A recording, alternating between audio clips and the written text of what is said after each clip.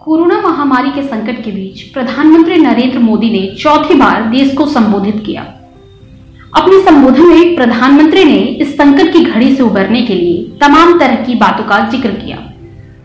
उन्होंने आर्थिक पैकेज की भी घोषणा की, लेकिन इस संबोधन के दौरान उन्होंने एक खास टर्मिनोलॉजी का प्रयोग किया, आत्मनिर्भर भारत। जी हाँ, प्रधानमंत्री नरेंद्र मोदी का मानना है कि इस आपदा ने हमें आत्मनिर्भर भारत बनने का भी अवसर दिया है।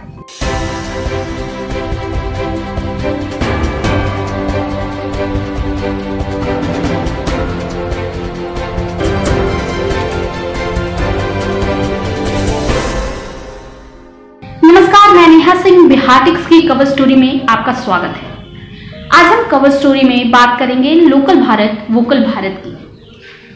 प्रधानमंत्री ने देश के नाम संबोधन में कहा है कि कोरोना वायरस सामान्य बीमारी नहीं है, यह भारत के लिए बड़ी आपदा लेकर आई है, पर अपने देश के लिए एक अवसर भी लेकर आई है। उन्होंने उदाहरण देकर भी बताया कि कैसे यह हमारे लिए अवसर में बदल रहा है, या फिर हम इसे एक अवसर में बदल सकते हैं। उन्होंने कहा कि जब कोरोना संकट शुरू हुआ तो भारत में एक भी पीपीई किट का निर्माण नहीं होता था। N95 मास्क का नाम मात्र का उत्पादन होता था। आज भारत में 2 लाख पीपीई और 2 लाख N95 मास्क बनाए जा रहे हैं। यह हम इसलिए कर पाए क्योंकि भारत ने आपदा को अवसर में बदल दिया। भारत की यह दृष्टि आत्मनिर्भर भारत के लिए उतनी ही प्रभावी सिद्ध होने वाली है।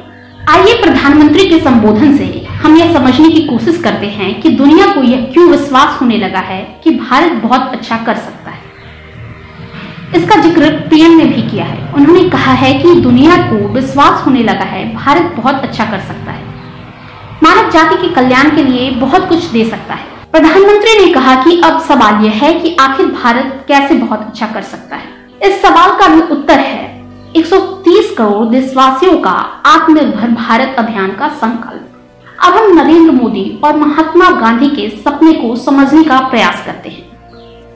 आत्मनिर्भर भारत शब्द नया है, पर इसका सपना राष्ट्रपिता महात्मा गांधी ने भी देखा था। बस उन्होंने इसका नाम जनमानस को समझ में आने वाला स्वदेशी रखा था, जबकि नरेंद्र मोदी ने इसका नाम आत्मनिर्भर भारत अभियान रखा है।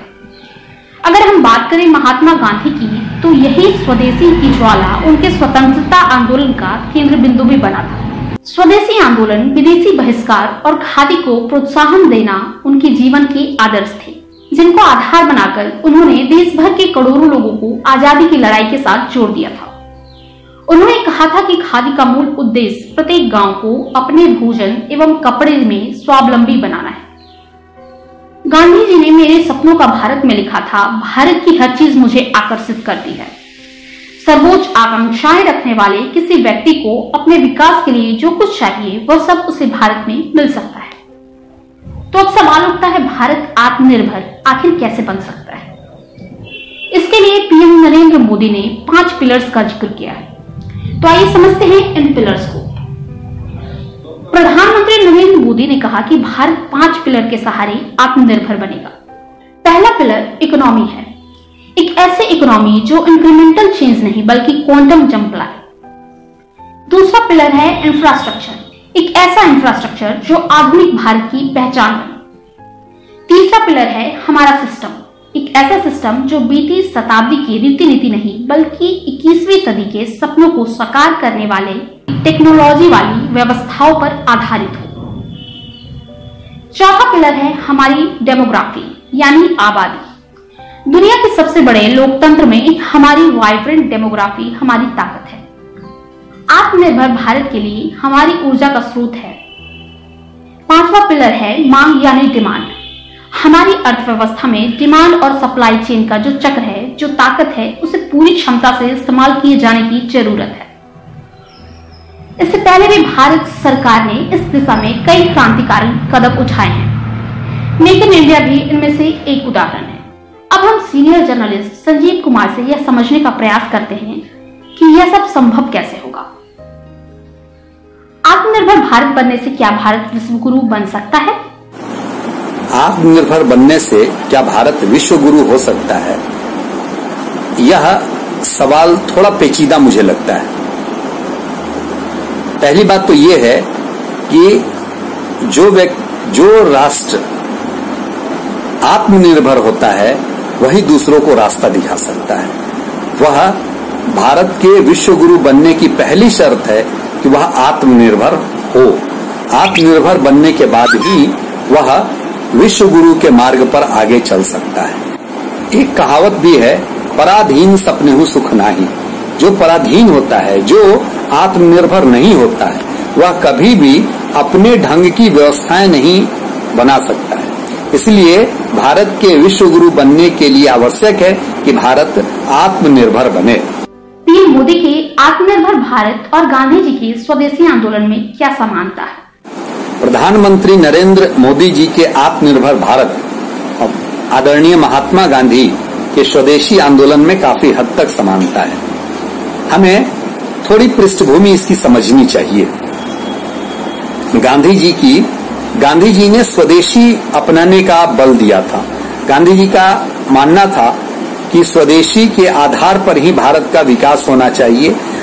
स्वतंत्र भारत की सारी संरचनाएं स्वदेशी मॉडल पे होनी चाहिए। यह बार बार उन्होंने जिक्र किया था, लेकिन दुर्भाग्य से आजादी मिलने के साथ ही उनकी वह विचारधारा कालबाह्य कर दी गई। लोगों ने कहा कि हमें छोटे और कुटीर उद्योगों की आवश्यकता नहीं है। एक वरिष्ठ राजनेता ने तो यहाँ तक कहा कि आधुनिक भारत के मठ मंदिर बड़े बड़े उद्योग ही होंगे, और इसके लिए उन्होंने कई लोगों से सहायता ली और जगह जगह उसका विकास किया। महात्मा गांधी का स्वदेशी मॉडल था छोटे छोटे क्लस्टर बनाना, गांव के लोगों का पलायन न हो सके, जो आज हम कोरोना काल में लोगों को का संकट देख रहे हैं। लेकिन दुर्भाग्य से महात्मा गांधी की मृत्यु के बाद उनके चेलों ने ही तथाकथित चेलों ने ही उनकी विचारधारा को बाहर कर दिया। महात्मा गांधी ने कहा था कि बचाओ, लोगों ने कहा बहाओ। ये आजादी के 70 वर्षों बाद एक मौका आया है कि हम महात्मा गांधी की विचारधारा को फिर से स्थापित कर सकें, और इसके लिए यह आत्मनिर्भर भारत का जो संकल्प आदरणीय प्रधानमंत्री जी ने लिया है वह काफी प्रशंसनीय है। जैसा स्वच्छ भारत का अभियान उन्होंने लिया था और पूरी जनता के साथ उन्होंने स्वच्छ भारत का अभियान लिया, उसी तरह आत्मनिर्भर भारत का अभियान भी बड़ा ही समीचीन है, देश के लिए उपयोगी है, और इसी से देश का विकास होगा, भारत विश्व गुरु के मार्ग पर प्रशस्त होगा। आत्मनिर्भर भारत कोरोना काल में कितना संकट मोचक साबित हो सकता है? कोरोना के इस संकट में, विशेषकर लॉकडाउन 3 में, हम जो सबसे बड़ी समस्या देखते हैं वह है मजदूरों का पलायन। आज यह सोचने